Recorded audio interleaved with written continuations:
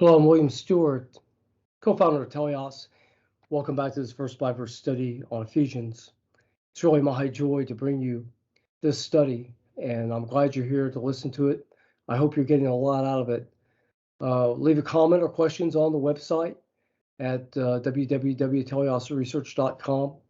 Tell us what you think and what we could do better and what we could further help you with. We're in chapter 2. The whole book is great. Chapter 2 is really great. We're in a section talking about the reconciliation of Christ to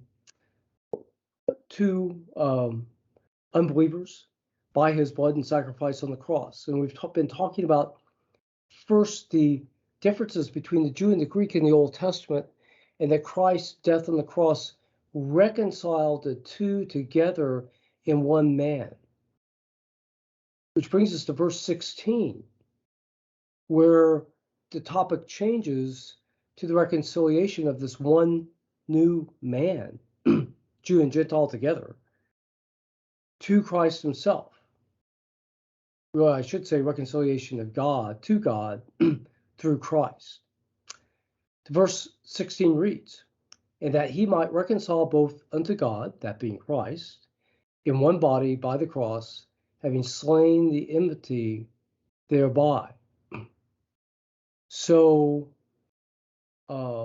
he's saying the word here for reconcile is really important. It's one of the four big theological words used in Scripture to describe Christ's action on the cross to save us.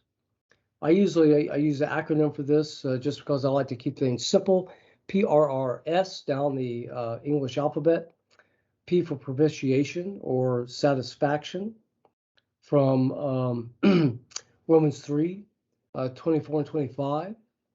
R, redemption from the same verses. And R here, reconciliation from this chapter and others. And also substitution, PRRS, substitutions in 1 Peter 3:18. So this describes Christ's work at the cross to save us, different images of it and what it attained. Reconciliation is one of these and is important. It's the word katalazo, alazo meaning change in Greek, the original language of the New Testament, kata meaning really big change, really nailed down change. Kata means down, it's like you're really nailing it down. Apo, adding a preposition on top of this word is used here, is a further extension or empowerment of the word, just how big a really change this was. That Christ would reconcile us, change the relationship between man and God through his death on the cross. Well, what was this change? Well, God didn't change because God's perfect. He changed man. And that's because there was enmity between them. Enmity being that they were enemies, basically. So the enmity, between God and man separated man from God. So there had to be a change. And this was provided by Christ on the cross.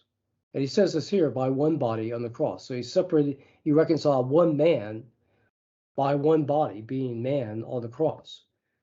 Christ had to be a man to pay the price for us because the judgment was on man by God for man's sin. So man had to pay the price. But he also had to be a perfect man. He had to be God as well to be a sufficient sacrifice, propitiation, to God, that God would be satisfied with this price paid. Okay, so what are we seeing here? Coming off the fact that God reconciled Jews and Gentiles together, he did this through the cross, and he reconciled man to God by his death on the cross, slaying or killing, literally, the enmity that was between man and God by his death. Okay, great verse. Important verse. We'll continue this theme next time, so please join us then.